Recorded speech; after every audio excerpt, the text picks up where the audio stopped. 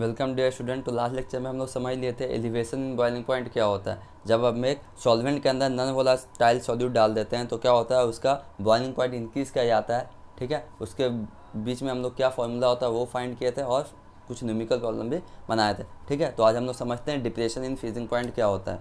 ठीक है, अगर आप लोग वो एलिवेशन इन बॉइलिंग पॉइंट का लेक्चर नहीं देखें तो उसको देख लीजिए। अगर वो देख लीजिएगा तो ये और इजी हो जाएगा। एकदम सेम कंसेप्ट है, थोड़ा सा खाली ऊपर नीचे। ठीक है, तो चलिए हम लोग समझते हैं डिप्रेशन इन फ्रीजिंग पॉइंट क्या हो जाता है। जब हम एक सॉल्वेंट के अंदर नॉन वोलेटाइल सॉल्यूट डाल देते हैं तो फ्रीजिंग पॉइंट क्या होता है, डिक्रीज किया जाता है। क्या होता है, क्या रीज़न है इसका, चलिए इसको समझते हैं। तो पहले जान लेते हैं फ्रीजिंग पॉइंट क्या होता है। तो फ्रीजिंग पॉइंट क्या होता है, एक ऐसा टेम्परेचर जिसमें उस टेम्परेचर पे क्या होता है, वेपर प्रेशर जो होता है लिक्विड सॉल्वेंट का और सॉलिड सॉल्वेंट का क्या होता है, सेम हो जाता है। ठीक है, तो देखिए क्या है freezing point. The freezing point of liquid is defined as the temperature at which, वह टेम्परेचर जिसपे वेपर प्रेशर लिक्विड सॉल्वेंट का और सॉलिड सॉल्वेंट का क्या हो जाएगा, सेम हो जाएगा। मतलब इस टेम्परेचर पे, फ्रीजिंग पॉइंट वाले टेम्परेचर पे, जिस टेम्परेचर पे फ्रीज हो रहा है सब्सटेंस, उस टेम्परेचर पे लिक्विड सॉल्वेंट और वेपर सॉल्वेंट का वेपर प्रेशर क्या होगा, सेम हो जाएगा। मतलब उस टेम्परेचर पे जो लिक्विड सॉल्वेंट का वेपर प्रेशर होगा वही सॉलिड सॉल्वेंट का भी वेपर प्रेशर होगा। जैसे एग्जांपल के तौर पे वाटर का फ्रीजिंग पॉइंट कितना है, 0 डिग्री सेंटीग्रेड है। ठीक है, मतलब वाटर और आइस के बीच में क्या एग्जिस्ट करेगा, इक्विलिब्रियम एग्जिस्ट करेगा। मतलब 0 डिग्री सेंटीग्रेड के बाद वाटर क्या होगा, अब 0 डिग्री सेंटीग्रेड से थोड़ा स्लाइटली आगे मूव करेंगे तो वाटर पूरा आइस में कन्वर्ट होना स्टार्ट हो जाएगा। ठीक है, यहाँ से प्रोसेस स्टार्ट होगा। लेकिन 0 डिग्री सेंटीग्रेड पे वाटर और आइस के बीच में इक्विलिब्रियम मेंटेन रहता है। ठीक है, मतलब अभी तो वाटर लिक्विड स्टेट में, मतलब लिक्विड स्टेट में वाटर का वेपर प्रेशर और आइस का वेपर प्रेशर जो होगा वो क्या होगा, सेम हो जाएगा। लिक्विड देखिए, वाटर तो लिक्विड स्टेट में एग्जिस्ट कर रहा है यहाँ पे लिक्विड सॉल्वेंट की तरह, और आइस किसका बन रहा है, वाटर ही का, तो सॉलिड की तरह, सॉलिड सॉल्वेंट की तरह है ना, सॉलिड बन जाता है ना आइस। तो यहाँ पे इन दोनों का वेपर प्रेशर 0 डिग्री सेंटीग्रेड में क्या होता है, सेम होता है। ठीक है, और ये दोनों इक्विलिब्रियम में ही रहता है, देयर वेपर प्रेशर क्या होगा, सेम होगा। क्लियर है बात। तो फ्रीजिंग पॉइंट समझ में आ गया। फ्रीजिंग पॉइंट क्या है, एक ऐसा टेम्परेचर जिस पे वेपर प्रेशर लिक्विड सॉल्वेंट का, जब वो सॉल्वेंट लिक्विड स्टेट में एग्जिस्ट करेगा, जब वही सॉल्वेंट सॉलिड स्टेट में एग्जिस्ट करेगा तो उस टेम्परेचर पे वेपर प्रेशर जो होगा लिक्विड सॉल्वेंट का और सॉलिड सॉल्वेंट का दोनों का सेम होगा। ठीक है, उसको हम लोग क्या बोलते हैं, उस टेम्परेचर को बोलते हैं फ्रीजिंग पॉइंट। क्लियर है। चलिए अब देखिए, सब मान लेते हैं हम लोग, let T0F be the freezing point of a pure solvent, then at that temperature following equilibrium exist. Liquid और सॉल्वेंट, लिक्विड सॉल्वेंट जब था, जब लिक्विड स्टेट में था सॉल्वेंट, और जब वो सॉलिड स्टेट में था सॉल्वेंट, सॉलिड सॉल्वेंट, तो इन दोनों का वेपर प्रेशर क्या था, सेम था। मतलब इक्विलिब्रियम में किसका हुआ था, किस पे, ये फ्रीजिंग पॉइंट पे T0F मान लेते हैं, ये फ्रीजिंग पॉइंट टेम्परेचर। ठीक है, T0F with the freezing point of a pure solvent, उस टेम्परेचर पे ये इक्विलिब्रियम एग्जिस्ट कर रहा है। लिक्विड सॉल्वेंट का जो वेपर प्रेशर वही सॉलिड सॉल्वेंट का वेपर प्रेशर किस पे, T0F टेम्परेचर पे। ठीक है, इस फ्रीजिंग पॉइंट टेम्परेचर पे। ठीक है, अब सपोज कि जब हम इसके अंदर नॉन वोलेटाइल सॉल्यूट ऐड कर देते हैं, ठीक है, इस सॉल्वेंट के अंदर नॉन वोलेटाइल सॉल्यूट ऐड कर देंगे एडेड टू द सॉल्वेंट, तब क्या होगा, वेपर प्रेशर जो होगा सॉल्वेंट का वो डिक्रीज कर जाता है। जैसे हम लोग पढ़े हैं वेपर प्रेशर में भी समझे हम लोग, relative lowering in vapour pressure में हम लोग समझे, उसके बाद एलिवेशन इन बॉइलिंग पॉइंट में भी समझे थे। वही कंसेप्ट है डिप्रेशन इन फ्रीजिंग पॉइंट में भी। जब हम एक नॉन वोलेटाइल सॉल्यूट ऐड कर देते हैं सॉल्वेंट के अंदर तो उसका वेपर प्रेशर क्या हो जाता है, vapour pressure of the solvent decrease कर जाता है। और इसके वजह से क्या होगा, जैसे वेपर प्रेशर डिक्रीज कर जाएगा तो सॉलिड सॉल्वेंट जो होगा, जो सम सॉलिड सॉल्वेंट है, मतलब जो आइस बन गया होगा, वाटर के केस में समझे तो आइस बन गया तो वो क्या होगा, आइस अब मेल्ट करना स्टार्ट होगा, क्योंकि फ्रीजिंग पॉइंट क्या हो गया, फ्रीजिंग पॉइंट को हमको और कम करना होगा। नॉन वोलेटाइल सॉल्यूट को जो हम ऐड कर दिए तो उसके क्या, उसके वजह से क्या हो, वेपर प्रेशर डिक्रीज करेगा। वेपर प्रेशर डिक्रीज करेगा मतलब क्या हो गया, फ्रीजिंग पॉइंट भी हमको डिक्रीज करना होगा, और कम करना होगा। मतलब वाटर जो है वो 0 डिग्री सेंटीग्रेड पे अब फ्रीज नहीं होगा, हो सकता है वो अब क्या होगा, हो सकता है वो अब -2 -3 डिग्री सेंटीग्रेड पे फ्रीज हो। ठीक है, बात समझ में आ रहा है, मतलब डिक्रीज हो गया उसका ये फ्रीजिंग पॉइंट। ठीक है, तो डिक्रीज है, some solid solvent begins to melt, अब वो सॉलिड क्या होगा, मेल्ट, पिघलना स्टार्ट हो जाएगा। ठीक है, क्योंकि फ्रीजिंग पॉइंट क्या कर दिए हम लोग, और कम हो जाएगा, जैसे हम लोग इसका नॉन वोलेटाइल सॉल्यूट उसके अंदर ऐड कर दिए। ठीक है, और इक्विलिब्रियम क्या होगा, शिफ्ट हो जाएगा, इक्विलिब्रियम बैकवर्ड डायरेक्शन में शिफ्ट हो जाएगा। मतलब अब सॉलिड क्या होगा, फिर से लिक्विड में कन्वर्ट होना स्टार्ट हो जाएगा, क्योंकि फ्रीजिंग पॉइंट डिक्रीज हो गया नॉन वोलेटाइल सॉल्यूट ऐड करने पे। ठीक है बात, समझ में आ रहा है। तो equilibrium state in backward direction. अगर हमको बचाना है उसको सॉलिड को लिक्विड में कन्वर्ट नहीं होने देना है, मेल्ट होने से बचाना है, तो क्या करना होगा, in order to prevent the melting of solid, solid को मेल्ट होने से बचाना है तो क्या करना होगा, सॉल्वेंट का टेम्परेचर को क्या करना होगा, ऑल लो करना होगा। इस सॉल्वेंट के टेम्परेचर को क्या करना होगा, और हमको कम करना होगा। अगर 0 डिग्री सेंटीग्रेड है फ्रीजिंग पॉइंट तो हमको क्या करना होगा, उसको कम करके -3 डिग्री -4 डिग्री इस टेम्परेचर पे लेके जाना होगा। ठीक है, मतलब डिक्रीज तो करना ही होगा टेम्परेचर। ठीक है, temperature must be lower, that is जो फ्रीजिंग पॉइंट होगा सॉल्यूशन का वो लोअर होगा freezing point of pure solvent. मतलब जो प्योर सॉल्वेंट का फ्रीजिंग पॉइंट था उससे क्या होगा, सॉल्यूशन का फ्रीजिंग पॉइंट कम होगा। ठीक है, अगर प्योर सॉल्वेंट का फ्रीजिंग पॉइंट है 0 डिग्री सेंटीग्रेड तो सॉल्यूशन का जो फ्रीजिंग पॉइंट है, अब देखिए हम तो प्योर सॉल्वेंट का था 0 डिग्री सेंटीग्रेड, अब हम उसके अंदर नॉन वोलेटाइल सॉल्यूट डाल दिए होंगे तो वो सॉल्यूशन बन गया होगा। उसकी वजह से क्या होगा, वेपर प्रेशर कम हो गया होगा, वेपर प्रेशर कम होने की वजह से फ्रीजिंग पॉइंट भी कम हो गया होगा। तो फ्रीजिंग पॉइंट हो सकता है सपोज को ये -4 डिग्री सेंटीग्रेड चला गया, तो प्योर सॉल्वेंट के केस में ये था, जब वो सॉल्यूशन बन गया तो ये हो गया। तो देखिए फ्रीजिंग पॉइंट क्या हो गया, प्योर सॉल्वेंट से कम हो गया। ठीक है, तो वही यहाँ पे बोला जा रहा है the freezing point of a solution is lower than the freezing point of pure solvent. जो प्योर सॉल्वेंट है उसके फ्रीजिंग पॉइंट से सॉल्यूशन का फ्रीजिंग पॉइंट क्या है, कम है। क्लियर है बात, यहाँ तक समझ में आ रहा है। अभी हम लोग इसको ग्राफ की मदद से भी समझेंगे, वहाँ से और क्लियर हो जाएगा। चलिए ठीक है, अब देखिए अगर मान लेते हैं इफ़ TF, अगर हम TF मान लेते हैं फ्रीजिंग पॉइंट है सॉल्यूशन का, TF क्या है, वहाँ पे T0F सॉल्वेंट का फ्रीजिंग पॉइंट था प्योर स्टेट में जब था। ठीक है, if TF B the freezing point of solution, TF freezing point है सॉल्यूशन का, देन एट दैट टेम्परेचर, उस टेम्परेचर पे फॉलोइंग इक्विलिब्रियम एग्जिस्ट करेगा। कैसा इक्विलिब्रियम, तो देखिए liquid solution, liquid solution solid solvent, इसके बीच में क्या एग्जिस्ट करेगा, इक्विलिब्रियम एग्जिस्ट करेगा। किस टेम्परेचर पे, तो TF टेम्परेचर पे। ये TF टेम्परेचर पे लिक्विड सॉल्यूशन सॉलिड सॉल्वेंट में कन्वर्ट हो रहा है। बात समझ में आ रहा है बात। तो मतलब ये हुआ कि TF टेम्परेचर पे सॉलिड सॉल्वेंट का वेपर प्रेशर लिक्विड स्टेट में जो सॉल्यूशन एग्जिस्ट कर रहा है उसके वेपर प्रेशर से क्या होगा, बराबर हो जाएगा। क्लियर है बात। क्योंकि देखिए ये जो सॉल्यूशन है इसके अंदर क्या, जब हम इस सॉल्यूशन के अंदर, सॉल्यूशन कब बना होगा, जब हम इसके अंदर नॉन वोलेटाइल सॉल्यूट ऐड कर दिए होंगे, सॉल्वेंट के अंदर नॉन वोलेटाइल सॉल्यूट ऐड कर दिए होंगे तो सॉल्यूशन बन गया होगा। ठीक है, इस सॉल्यूशन का वेपर प्रेशर सॉलिड सॉल्वेंट के वेपर प्रेशर से कब बराबर हुआ होगा, जब हम टेम्परेचर को लो कर दिए होंगे।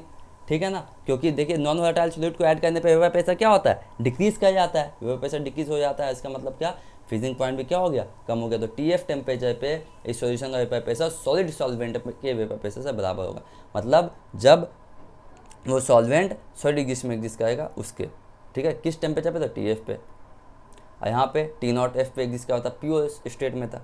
ठीक है, तो देखिए फ्रीजिंग पॉइंट, अच्छा यहाँ पे आप क्वेश्चन आया था डिप्रेशन इन फ्रीजिंग पॉइंट क्या होता है, तो decrease in freezing point of a solution, जो फ्रीजिंग पॉइंट जो होता है सॉल्यूशन का वो डिक्रीज कर जाता है। किसके वजह से, जब हम नॉन वोलेटाइल सॉल्यूट ऐड करते हैं उसके वजह से। इसको हम लोग क्या बोलते हैं, डिप्रेशन इन फ्रीजिंग पॉइंट बोलते हैं। That decrease in freezing point of a solution, solution का फ्रीजिंग पॉइंट डिक्रीज हो जाता है। किसके वजह से, जब हम एक नॉन वोलेटाइल सॉल्यूट ऐड करते हैं उसके वजह से। नॉन वोलेटाइल सॉल्यूट जानते हैं ना, जिसका वेपर प्रेशर नहीं बनता है उसको नॉन वोलेटाइल सॉल्यूट बोलते हैं। ठीक है, उसको हम लोग क्या बोलते हैं, डिप्रेशन इन फ्रीजिंग पॉइंट। ठीक, नॉन वोलेटाइल सॉल्यूट ऐड करने पे वेपर प्रेशर क्या होता है, फ्रीजिंग पॉइंट जो होता है क्या होता है, डिक्रीज का जाता है सॉल्यूशन का, उसको हम लोग बोलते हैं डिप्रेशन इन फ्रीजिंग पॉइंट। और यहाँ पे डिप्रेशन इन फ्रीजिंग पॉइंट क्या हो जाएगा, यहाँ पे formula depression in freezing point, depression in freezing point, इसको हम लोग डिनोट करेंगे डेल्टा TF से। वो क्या हो जाएगा, किसका फ्रीजिंग पॉइंट ज़्यादा था, तो देखिए जब वो सॉलिड स्टेट में, मतलब प्योर सॉल्वेंट जब एग्जिस्ट कर पाता तब, है ना, प्योर सॉल्वेंट का प्योर मतलब लिक्विड स्टेट में जो था सॉल्वेंट, प्योर सॉल्वेंट, और जब वो सॉलिड स्टेट में था प्योर सॉल्वेंट तब का क्या था, फ्रीजिंग पॉइंट ज़्यादा था। मतलब T0F माइनस, अब यहाँ पे तो फ्रीजिंग पॉइंट कम हो गया होगा तो यहाँ पे क्या हो गया, -TF, T0F माइनस TF। ये क्या था, प्योर स्टेट का था, प्योर सॉल्वेंट का, और ये क्या था, सॉल्यूशन का फ्रीजिंग पॉइंट। क्लियर है बात, जब हम नॉन वोलेटाइल सॉल्यूट ऐड कर देंगे। ठीक है, अब देखिए हम इसको ग्राफ से समझते हैं, ग्राफ से और अच्छे से समझ में आ जाएगा, इसी बात को समझते हैं ग्राफ की मदद से। ठीक है, चलिए हम लोग ग्राफ की मदद से समझते हैं इसको। तो हम लोग वाई एक्सिस में क्या करते हैं, वेपर प्रेशर को प्लॉट करते हैं, और एक साइड इसमें टेम्परेचर को प्लॉट करते हैं। टेम्परेचर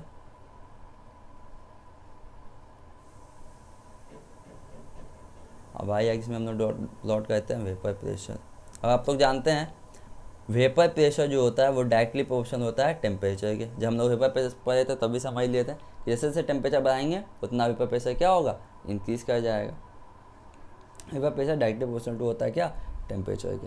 ठीक है, अब सपोज कीजिए लिक्विड सॉल्वेंट, जब वो सॉल्वेंट जो था लिक्विड स्टेट में एग्जिस्ट कर रहा था तो उसका वेपर प्रेशर जो था उसका कर्व कुछ इस तरह से बना, कुछ इस तरह से बना वेपर प्रेशर का कर्व जब वो सॉल्वेंट लिक्विड स्टेट में एग्जिस्ट कर रहा था तो। ठीक है, उसका वेपर प्रेशर का कर्व इस तरह से बना। ठीक है, और जब वो सॉलिड सॉल्वेंट में एग्जिस्ट कर रहा था तो उसका वेपर प्रेशर का कर्व कुछ इस तरह से एग्जिस्ट किया। सॉलिड सॉल्वेंट के केस में उसका वेपर प्रेशर ये वाला कर्व डिनोट कर रहा है। आइए लिक्विड स्टेट में जब वो सॉल्वेंट था तब वेपर प्रेशर उसका ये था। ठीक है, ये लिक्विड सॉल्वेंट का है, यहाँ पर लिख देते हैं लिक्विड सॉल्वेंट, यहाँ पे लिख देते हैं सॉलिड सॉल्वेंट।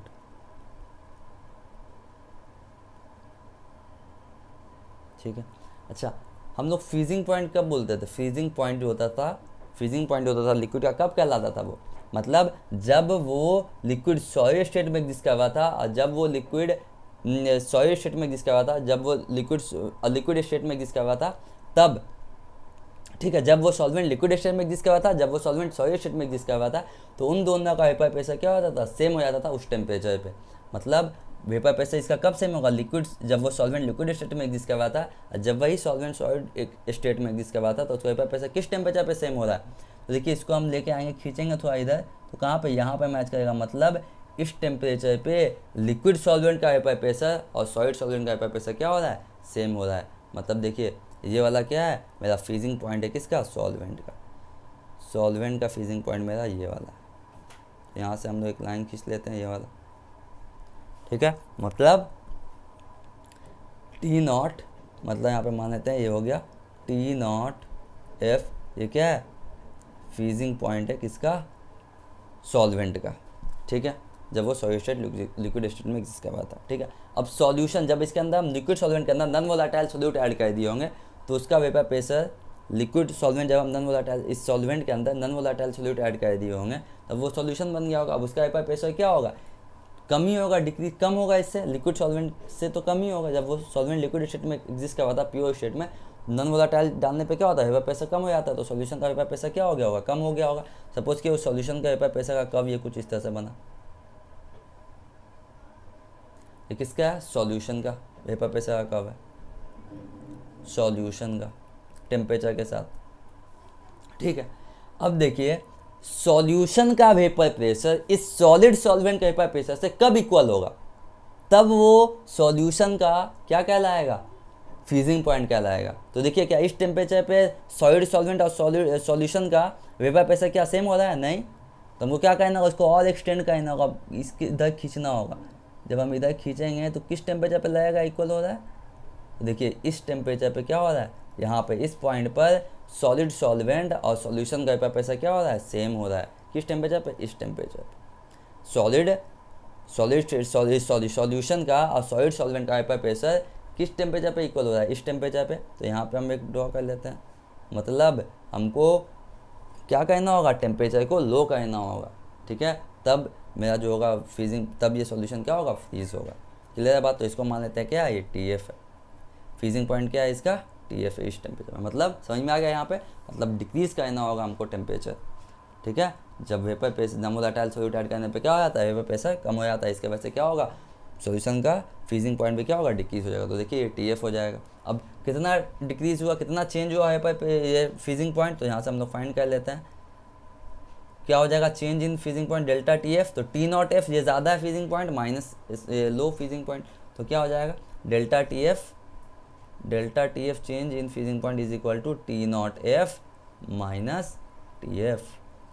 क्लियर है बात, जो अभी हम लोग यहाँ पे समझे, T not F minus TF। Pure solvent का वेपर प्रेशर है T नॉट F, जब वो solution non volatile solute add कर देंगे तो क्या हो गया होगा, TF हो गया होगा। क्लियर है, बात समझ में आ गया। चलो हम लोग आगे समझते हैं। देखिए अब हम लोग समझें क्या पता चला हम लोग को कि चेंज इन फ्रीजिंग पॉइंट जो है delta T F, change in freezing point जो है वो किसके ऊपर डिपेंड कर रहा है, वेपर प्रेशर के ऊपर डिपेंड कर रहा है। ठीक है, delta T F is directly proportional to P not minus P, मतलब वेपर प्रेशर प्योर स्टेट में, प्योर सॉल्वेंट का पी नॉट वेपर प्रेशर और सॉल्यूशन का पी वेपर प्रेशर, मतलब इसके ऊपर डिपेंड कर रहा है, वेपर प्रेशर के ऊपर डिपेंड कर रहा है क्या, फ्रीजिंग पॉइंट का चेंजेस।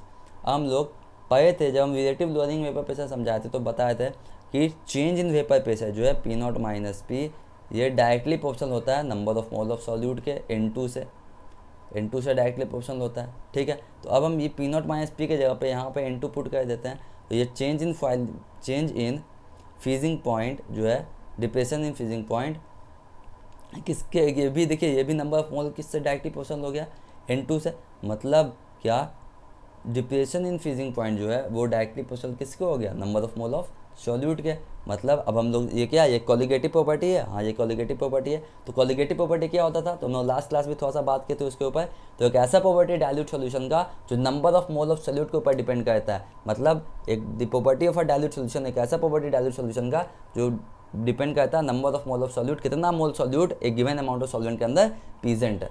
ठीक है, तो डेल्टा टी एफ क्या है, change in freezing point directly proportional है number of mole of solute के, मतलब ये क्या है, ये भी ये क्या है, कॉलिगेटिव प्रॉपर्टी है, number of mole of solute के ऊपर ये भी डिपेंड कर रहा है। तो यहाँ पे बोल सकते हैं delta T F is a colligative property, colligative property. तो देखिए यहाँ पे the depression in freezing point of a solution, जो डिप्रेशन है freezing point of a solution का वो क्या है, it's proportional to number of mole of solute present in given amount of solution, मतलब गिवन अमाउंट ऑफ सॉल्यूशन के अंदर कितना number of mole of solute present है ना। तो देखिए delta T F directly proportional to N2 number of mole of solute. Clear है बात, ये कॉलिगेटिव प्रॉपर्टी है, number of mole of solute के ऊपर डिपेंड कर रहा है। क्लियर है बात यहाँ तक, चलिए अब हम लोग आगे समझते हैं। तो देखिए एक्सपेरिमेंटली ये पता चला, एक्सपेरिमेंटली रिवील्ड दैट, ये पता चला कि डिप्रेशन जो होता है, डिप्रेशन इन फ्रीजिंग पॉइंट जो होता है, जो फ्रीजिंग पॉइंट कम हो जाता है नॉन वोलेटाइल सॉल्यूट ऐड करने पे, तो the depression in freezing point जो होता है सॉल्यूशन का वो डायरेक्टली प्रोपोर्शनल होता है molar concentration of a solution, मतलब डेल्टा टी एफ जो है वो डायरेक्टली प्रोपोर्शनल होता है मोलालिटी ऑफ अ सॉल्यूशन के, मोलालिटी से, है ना, मोलर कंसंट्रेशन। मतलब यहाँ पे पता चल गया हम लोग को डेल्टा टी एफ जो होता है, delta T F depression in freezing point directly proportional to है मोलालिटी स्मॉल m, और यहाँ से हम लिख सकते हैं delta T F change in freezing point, depression in freezing point जो है वो इक्वल टू क्या आ गया, वो आ जाता है मेरा KF, मतलब molal depression constant into molality small m। Clear है बात। अब हम मोलालिटी जानते हैं, मोलालिटी क्या होता है, मोलालिटी जानते हैं number of mole of solute, मतलब NB डायरेक्ट लिखेंगे, नंबर ऑफ मोल के फॉर्म में लिखेंगे तो NB number of mole of solute, NB into 1000 by W mass of solvent, WA होता है। ठीक है, अच्छा यहाँ पे KF क्या है, तो KF क्या है, KF मेरा मोलर डिप्रेशन कांस्टेंट है, तो यहाँ पे लिख देते हैं KF is molar depression constant, molar depression constant, और इसको हम लोग बोल सकते हैं, और इसको बोल सकते हैं कार्योस्कोपिक कांस्टेंट, इसको कार्योस्कोपिक भी बोल सकते हैं, कार्योस्कोपिक कांस्टेंट भी बोल सकते हैं। ठीक है, जैसे कि हम लोग एलिवेशन इन बॉइलिंग पॉइंट में समझे थे ना, वहाँ पे क्या था केबी क्या था, मोलर एलिवेशन कांस्टेंट, और उसका दूसरा नाम हो सकता है इबिलियोस्कोपिक कांस्टेंट भी बोलते हैं उसको, क्या बोलते हैं, इबिलियोस्कोपिक कांस्टेंट भी उसको हम लोग बोलते हैं। ठीक है, उसी तरह से KF क्या है यहाँ पे, मोलर डिप्रेशन कांस्टेंट और कार्योस्कोपिक कांस्टेंट भी बोल सकते हैं। ठीक है, और देखिए यहाँ से हम इस फॉर्मूला को मॉडिफाई और कर सकते हैं अच्छे से। अच्छा अब यहाँ पे मोलालिटी के फॉर्मूला को और हम अच्छे से लिख सकते हैं क्या, NB number of mole of B, मतलब सॉल्यूट क्या हो सकता है, WB mass of solute into 1000 by molar mass of solute MB into mass of solvent WA, इस तरह से लिख सकते हैं। तो यहाँ पे देखिए इस डिप्रेशन इन फ्रीजिंग पॉइंट का फॉर्मूला हम कुछ इस तरह से लिख सकते हैं, अब delta T F is equal to KF M का जगह क्या पुट करेंगे, मोलालिटी की जगह WB into 1000 by molecular mass of solute MB into mass of solvent WA। ठीक है, अच्छा अब सपोज कीजिए अगर मोलालिटी सॉल्यूशन का क्या हो जाए, when molality of a solution is taken at unity, जब मोलालिटी सॉल्यूशन का हम 1 ले लेते हैं, ठीक है, यहाँ पे देख लीजिए, यहाँ पे लिख देते हैं when molality of a solution is taken as unity,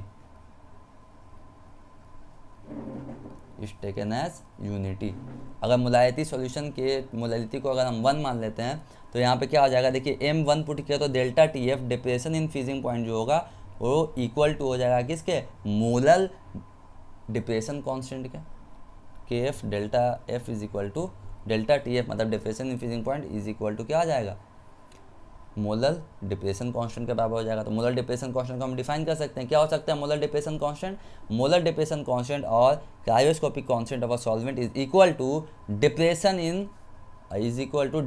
in freezing point. ये क्या हो जाएगा, मोलर डिप्रेशन कांस्टेंट जो होगा सॉल्वेंट का वो किसके इक्वल हो जाएगा, मोलर डिप्रेशन कांस्टेंट जो होगा सॉल्यूशन का सॉल्वेंट का वो इक्वल हो जाएगा डिप्रेशन इन फ्रीजिंग पॉइंट के, कब, जब हम सॉल्यूशन का मोलालिटी क्या मान ले, 1 मान लेते हैं, ठीक है, जब हम सॉल्यूशन का मोलालिटी क्या मान लेंगे, 1 हो जाएगा, तब मोलर डिप्रेशन कांस्टेंट जो होगा सॉल्वेंट का वो इक्वल हो जाएगा डिप्रेशन इन फ्रीजिंग पॉइंट के। क्लियर है बात यहाँ पर।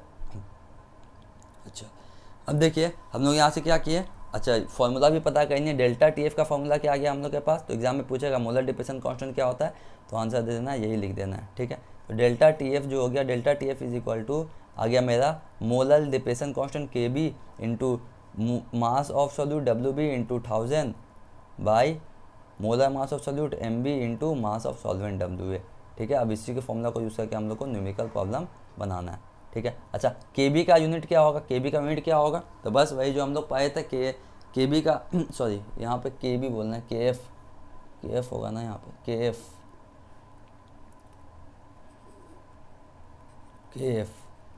है ना, मोलर डिप्रेशन कांस्टेंट KF से डिनोट करते हैं, मोलर एलिवेशन कांस्टेंट को KB से डिनोट करते हैं, ठीक है। तो KF का यूनिट क्या होगा, तो यूनिट ऑफ KF क्या होगा, यूनिट मोलर डिप्रेशन कांस्टेंट का यूनिट ऑफ KF क्या होगा, वही केल्विन kg पर मोल, है ना, केल्विन kg पर मोल, ठीक है। जो हम लोग KB का देखे थे यूनिट वही इसका भी है, मोलर डिप्रेशन कांस्टेंट का जो यूनिट है वही मोलर एलिवेशन कांस्टेंट का भी यूनिट था।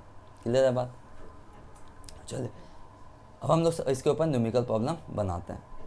चलिए पहला क्वेश्चन हम लोग समझते हैं, क्या दिया हुआ है, the freezing point of pure water is 0 degree centigrade, freezing point दिया हुआ है प्योर वाटर का 0 डिग्री सेंटीग्रेड।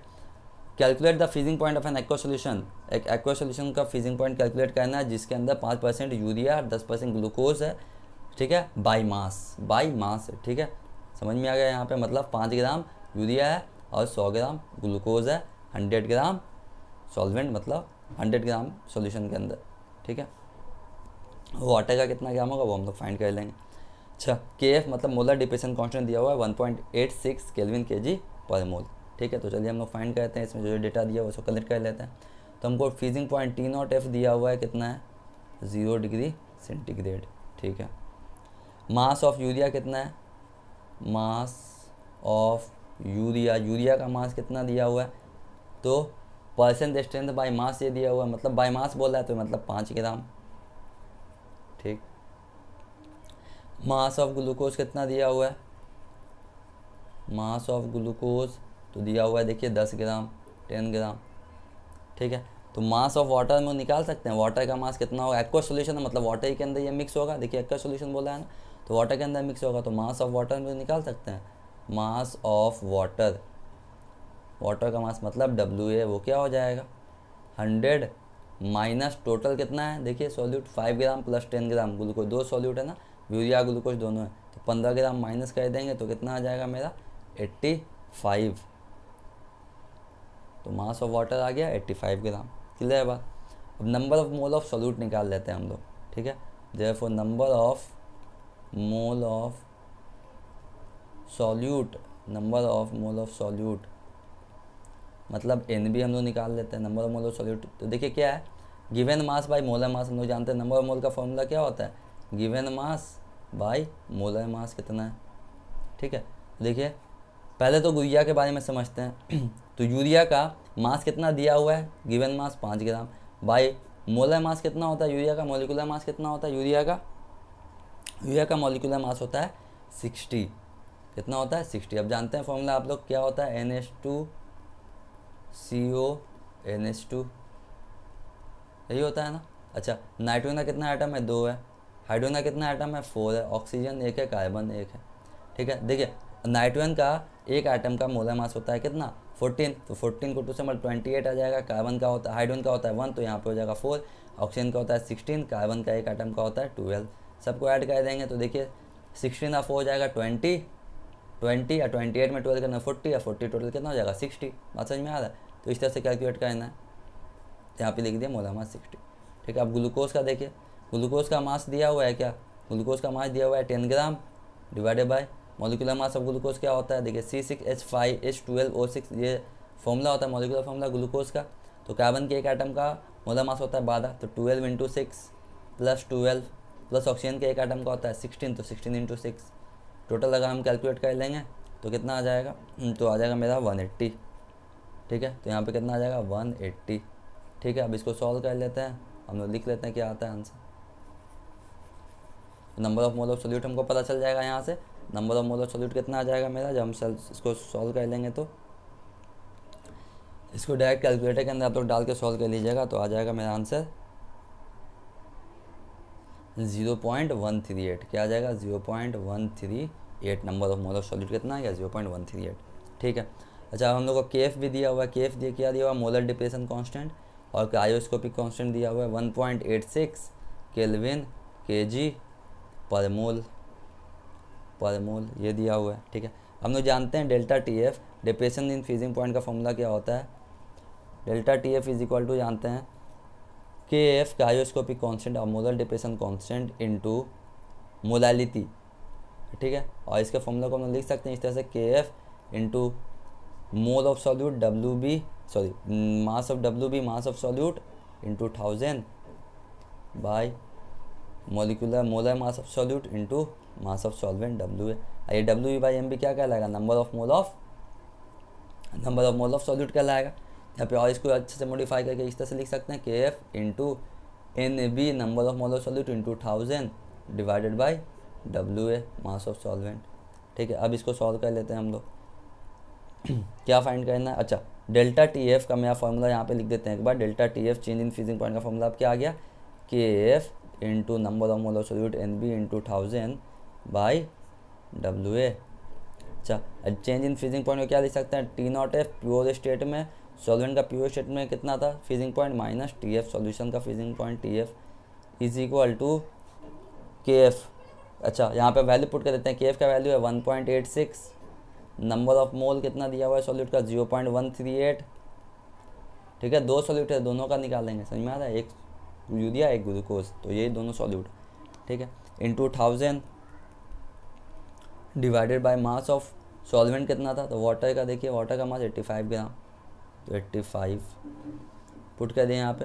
ये T0F कितना हो गया मेरा, तो देखिए T0F क्या हो गया 0, मतलब प्योर स्टेट में कितना था फ्रीजिंग पॉइंट वाटर का 0 था, तो 0 कर देंगे तो यहाँ पे कितना आ जाएगा, minus of TF is equal to इसका वैल्यू हम लोग कैलकुलेट कर लेते हैं। हम लोग कैलकुलेट करेंगे इसका वैल्यू कैलकुलेटर के अंदर डाल के, तो आ जाएगा 3.019। और हम लिख सकते हैं TF का जो वैल्यू हुआ, फ्रीजिंग पॉइंट कितना डिक्रीज कर गया, TF कितना हो गया, तो देखिए इसको बोल सकते हैं -3.019 डिग्री सेंटीग्रेड। मतलब समझ में आ रहा है यहाँ पे बात क्या हो गया, वाटर का प्योर स्टेट में फ्रीजिंग पॉइंट कितना था 0 डिग्री सेंटीग्रेड, लेकिन जब हम वाटर के अंदर क्या कर दिए, यूरिया को ऐड कर दिए, यूरिया को 5 ग्राम यूरिया ऐड कर दिए और 10 ग्राम ग्लूकोज ऐड कर दिया, तो इसका फ्रीजिंग पॉइंट घट के कितना हो गया -3.019 डिग्री सेंटीग्रेड। अब वाटर 0 डिग्री सेंटीग्रेड पे फ्रीज नहीं होगा यूरिया ग्लूकोज डालने के बाद, अब कितना पे फ्रीज होगा 3.019 डिग्री सेंटीग्रेड पे फ्रीज होगा। ठीक है, क्लियर है बात। अब केल्विन स्केल में निकाल सकते हैं, +223 ऐड कर दीजिएगा। क्लियर है, चलिए हम लोग नेक्स्ट क्वेश्चन को समझते हैं। हम प्रैक्टिस शीट के अंदर और क्वेश्चन सब डाल देंगे, आप लोग वहाँ से बना लीजिएगा, डिस्क्रिप्शन के अंदर मिल जाएगा आपको प्रैक्टिस शीट। चलिए तो हम लोग इस क्वेश्चन को समझते हैं। ठीक है। इसमें क्या बोला जा रहा है, इन कोल्ड कंट्री, ठंडे कंट्री में इथिलीन ग्लाइकोल को यूज़ किया जाता है एंटी फ्रीजिंग सब्सटेंस के तौर पे। ठीक है, अब यहाँ पे जानिए एंटी फ्रीजिंग सब्सटेंस क्या होता है। ठीक है, देखिए कोल्ड कंट्री में क्या होता है, जो सराउंडिंग टेम्परेचर होता है ना वो 0 डिग्री सेंटीग्रेड से भी क्या होता है, कम होता है। ठीक है, तो आप जानते हैं वाटर का फ्रीजिंग पॉइंट ही 0 डिग्री सेंटीग्रेड है, तो वाटर वहाँ पे तो लिक्विड स्टेट में एग्जिस्ट ही नहीं करेगा, वो आइस के फॉर्म में एग्जिस्ट करेगा। समझ में आ रहा है बात। ठीक है, तो अब देखिए इथिलीन ग्लाइकोल को अगर हम वहीं पे वाटर के अंदर डाल देंगे, अगर हम इथिलीन ग्लाइकोल को यूज़ कर लेंगे तो क्या होगा, वाटर के फ्रीजिंग पॉइंट को क्या कर देगा, और कम कर देगा। ठीक है, तो ये क्या हो गया, एंटी फ्रीजिंग सब्सटेंस हो गया इथिलीन ग्लाइकोल, मतलब फ्रीजिंग पॉइंट को क्या कर दिया, और कम कर दिया। ठीक है, ऐसे सब्सटेंस को क्या बोलते हैं, एंटी फ्रीजिंग सब्सटेंस, जो फ्रीजिंग को होने से रोकता हो, फ्रीज होने से रोकता हो, उसको हम बोलते हैं एंटी फ्रीजिंग सब्सटेंस। समझ में आ रहा है बात। तो बाहर की कंट्री में इथिलीन ग्लाइकोल को यूज़ किया जाता है ना। क्वेश्चन में देखिए अब क्या बताया जा रहा है, in cold country ethylene glycol is use है anti freezing substance, anti freezing substance के तौर पे इथिलीन ग्लाइकोल को यूज़ किया जा रहा है। Calculate the mass of ethylene glycol, कितना इथिलीन ग्लाइकोल को के मास को हम लोग यूज़ करेंगे, कितना इथिलीन ग्लाइकोल यूज़ करेंगे किसमें, 200 ग्राम वाटर के अंदर, जिसके वजह से रिजल्टिंग सोल्यूशन जो होगा वो मेरा -8.6 डिग्री सेंटीग्रेड पे फ्रीज करेगा। ठीक है, तो KF दिया हुआ है, कितना दिया हुआ है, molal depression constant 1.86 kelvin KG पर मोल। ठीक है, तो चलिए इस क्वेश्चन को हम लोग बनाते हैं। तो देखिए इथिलीन ग्लाइकोल का जो फार्मूला होता है वो होता है CH2, ये इथिलीन ग्लाइकोल होता है। और आप तो ऑर्गेनिक केमिस्ट्री पढ़े हैं तो देखिए समझ में आया होगा, 11 में ही पढ़े होंगे इथिलीन ग्लाइकोल, CH2OH। ठीक है, ये इथिलीन ग्लाइकोल है। ठीक है, तो चलिए हम लोग को तो फाइंड करना है जो डेटा उसको हम लोग कलेक्ट कर लेते हैं। चलिए जो फाइंड करना है, क्या फाइंड करना है, पहले तो हम लोग को मास ऑफ इथिलीन ग्लाइकोल फाइंड करना है, पता नहीं है, यहाँ पे लिख देते हैं मास ऑफ इथिलीन ग्लाइकोल का मास कितना है, मास ऑफ इथिलीन ग्लाइकोल क्या, WB फाइंड करना है हम लोग। ठीक है, अच्छा अब देखिए मास ऑफ वाटर दिया हुआ है, क्या वाटर का मास दिया हुआ है, तो यहाँ पे लिख देता है mass of water is equal to, water का मास दिया हुआ है 200 ग्राम। ठीक है, और T0F फ्रीजिंग पॉइंट, आप जानते हैं वाटर का फ्रीजिंग पॉइंट कितना होता है, general freezing point pure state में वाटर का फ्रीजिंग पॉइंट होता है 0 डिग्री सेंटीग्रेड। ठीक है, जब हम एक नॉन वोलेटाइल सॉल्यूट मतलब इथिलीन ग्लाइकोल ऐड कर दिए तो फ्रीजिंग पॉइंट कितना हो गया इसका, TF जो हो गया वो हो गया मेरा -8.6 डिग्री सेंटीग्रेड हो गया। ठीक है, सॉल्यूशन का फ्रीजिंग पॉइंट अब हो गया -8.6 डिग्री सेंटीग्रेड। ठीक है, अच्छा तो यहाँ से डेल्टा TF क्या हम निकाल सकते हैं, change in freezing point, delta TF is equal to T0F, pure state में फ्रीजिंग पॉइंट कितना था, minus of freezing point of solution TF। अच्छा T0F कितना है 0 डिग्री सेंटीग्रेड, तो 0 माइनस ऑफ, और यहाँ पे कितना है TF freezing point of solution, देखिए -8.6, तो यहाँ पे -8.6 पुट कर देंगे तो कितना आ जाएगा मेरा freezing TF, change in freezing point, delta TF जो हो जाएगा, डिप्रेशन इन फ्रीजिंग पॉइंट जो हो जाएगा वो कितना हो जाएगा 8.6। ठीक है, 8.6 डिग्री सेंटीग्रेड हो जाएगा डिप्रेशन इन फ्रीजिंग पॉइंट। ठीक है, अच्छा MB दिया हुआ है, molecular mass of ethylene glycol क्या होगा, molecular mass of ethylene glycol CH2OH क्या होगा, देखिए इसको जनरल फॉर्म में अगर हम लिखेंगे तो क्या लिख सकते हैं, कार्बन का 2 एटम है, हाइड्रोजन का 2 2 4 2 6 6 एटम है, और ऑक्सीजन का 2 एटम है।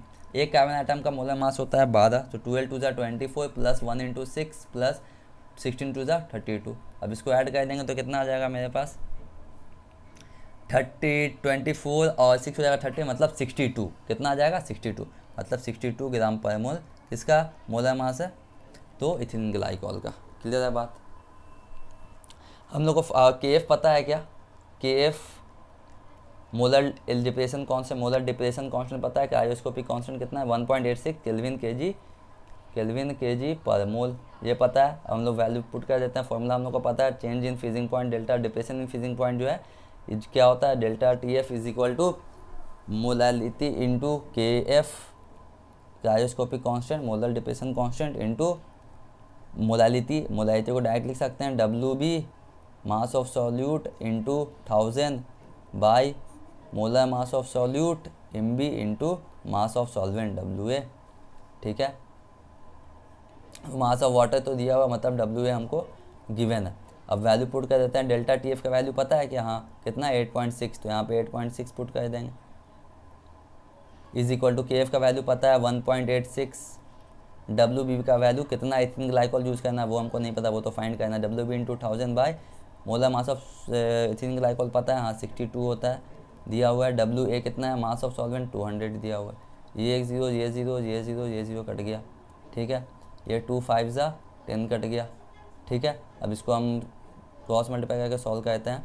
तो देखिए डब्ल्यू बी का वैल्यू अगर हम डायरेक्ट लिखेंगे तो क्या आ जाएगा, 8 पॉइंट, ये 62 इधर चला जाएगा, तो 8.6 इंटू 62 डिवाइडेड बाई क्या आ जाएगा, 1.86 इंटू 5।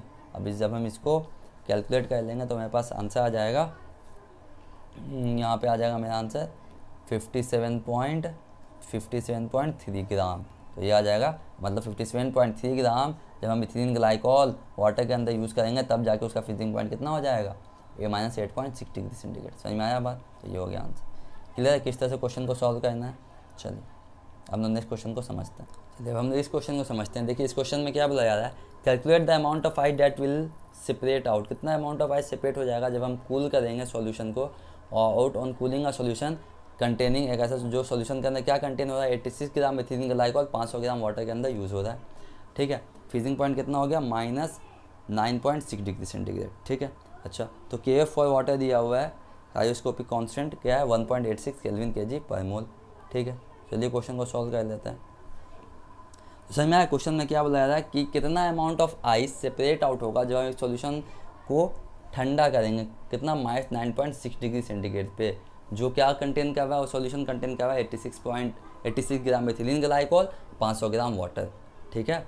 कितना amount of ice separate out होगा, ठीक है। तो फाइंड कर लेंगे हम लोग, KF वाटर का दिया हुआ है 1.86 केल्विन kg पर मोल, ठीक है। तो पहले तो हम लोग ये पता कर लेते हैं 500 ग्राम वाटर है, ठीक है। सॉल्यूशन मतलब 0 डिग्री सेंटीग्रेड पे जनरली बात कर लें तो 0 डिग्री सेंटीग्रेड पे 500 मतलब वाटर के अंदर तो इथिलीन ग्लाइकॉल हो गया होगा, तो इसका फ्रीजिंग पॉइंट तो अब 0 डिग्री सेंटीग्रेड नहीं रहा होगा, कितना हो गया है, तो -9.6 डिग्री सेंटीग्रेड हो गया, ठीक है। तो 0 डिग्री सेंटीग्रेड पर वाटर कितना था, 500 ग्राम वाटर था, 86 ग्राम इथिलीन ग्लाइकॉल यूज़ किया, तो इसकी वजह से फ्रीजिंग पॉइंट -9.6 डिग्री सेंटीग्रेड तक पहुँच गया, ठीक है। अच्छा 500 ग्राम वाटर पे 500 ग्राम वाटर था 0 डिग्री सेंटीग्रेड पे, तो -9.6 डिग्री सेंटीग्रेड पे कितना वाटर प्रेजेंट होगा, क्योंकि इक्विलिब्रियम एग्जिस्ट करेगा वहाँ पे कुछ अमाउंट ऑफ वाटर प्रेजेंट होगा, तो वहाँ पता कर लेंगे -9.6 डिग्री सेंटीग्रेड पे वाटर कितना प्रेजेंट है। 500 ग्राम में से -9.6 डिग्री सेंटीग्रेड पे जो वाटर प्रेजेंट है उसको माइनस कर देंगे तो हमको पता चल जाएगा कितना आइस सेपरेट आउट हो गया होगा। क्लियर है बात? तो देखिए यहाँ पे हम इसको इस तरह से लिखते हैं। पहले तो देखिए यहाँ पे हम एक कंटेनर के अंदर डायग्राम में लिख देते हैं 0 डिग्री सेंटीग्रेड पे मान लीजिए 500 ग्राम क्या है, 500 ग्राम वाटर प्लस 86 ग्राम क्या है, इथिलीन ग्लाइकॉल, मतलब CH2 OH, आई हो गया OH, ठीक है। -9.6 डिग्री सेंटीग्रेड पे अब यहाँ पे ये क्या होगा, फ्रीजिंग स्टार्ट हो जाएगा। इस पॉइंट पर फ्रीजिंग होना क्या होगा, स्टार्ट हो जाएगा यहाँ पे। तो हमको पता का है ना -9.6 डिग्री सेंटीग्रेड पे कितना वाटर बचा होगा, ठीक है। जितना वाटर बचा होगा उसको माइनस कर देंगे, पता चल जाएगा कितना आइस सेपरेट आउट हो गया होगा। क्लियर है बात? तो यहाँ पे हम लोग मान लेते हैं लेट, तो डब्ल्यू हमको तो पता नहीं है कितना है, तो मान लेते हैं W ग्राम वाटर प्रेजेंट होगा। Let the amount of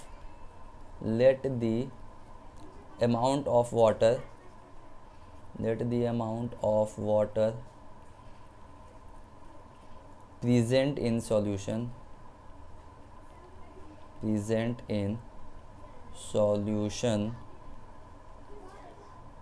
at -9.6 degree centigrade is W, ठीक है। स्मॉल W मान लेते हैं। -9.6 डिग्री सेंटीग्रेड पे वाटर जो सॉल्यूशन के अंदर प्रेजेंट है वो W प्रेजेंट है, ठीक है। W ग्राम हो सकता है, ठीक है।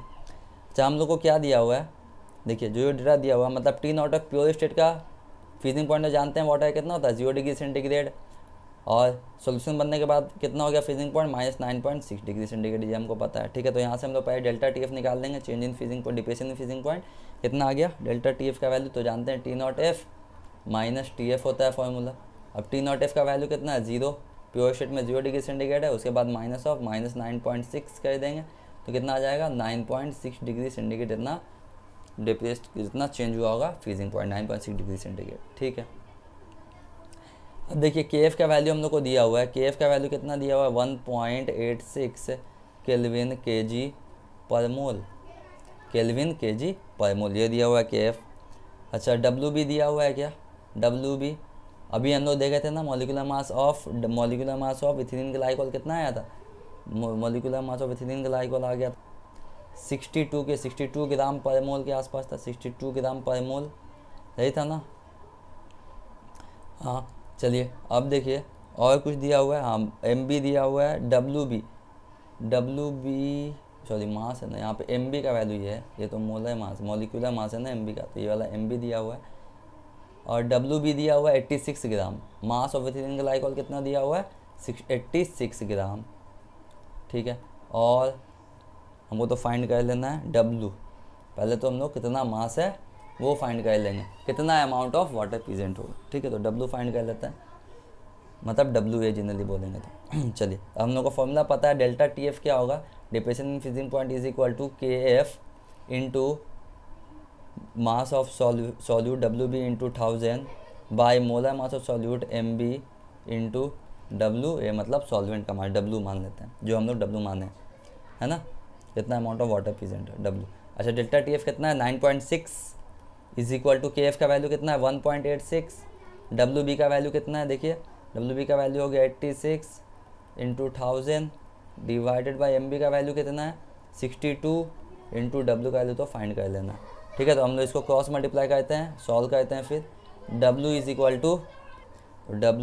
टू कितना आ जाएगा 9.6 इंटू 62 डिवाइडेड बाई 9.6 सॉरी यहाँ पे तो आगे पीछे करना होगा, यहाँ पे कितना आ जाएगा मेरा वैल्यू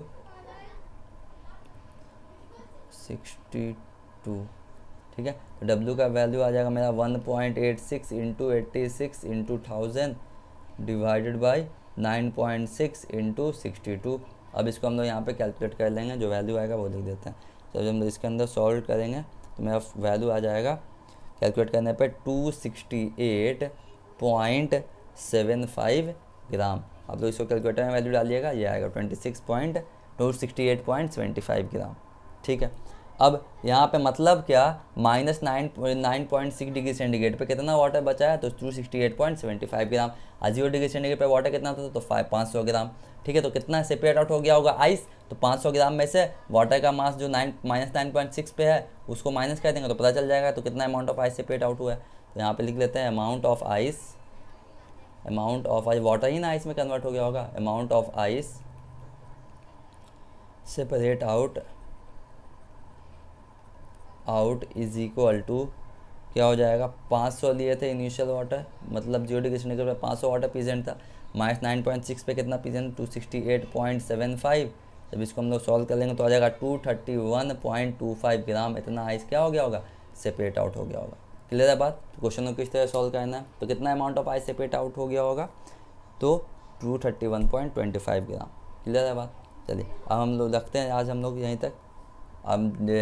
हम प्रैक्टिस शीट डाल देंगे डिस्क्रिप्शन के अंदर, आप लोग वहाँ से इस तरह क्वेश्चन बहुत मिलेगा, वहाँ पे सॉल्व कीजिएगा, ठीक है। तो आज के लेक्चर में हम लोग इतना ही रखते हैं। नेक्स्ट लेक्चर में हम लोग ऑस्मोटिक प्रेशर क्या होता है उसको समझेंगे, ठीक है। कोलिगेटिव प्रॉपर्टी समझेंगे, उसके ऊपर भी न्यूमेरिकल प्रॉब्लम बनाएंगे, ठीक है।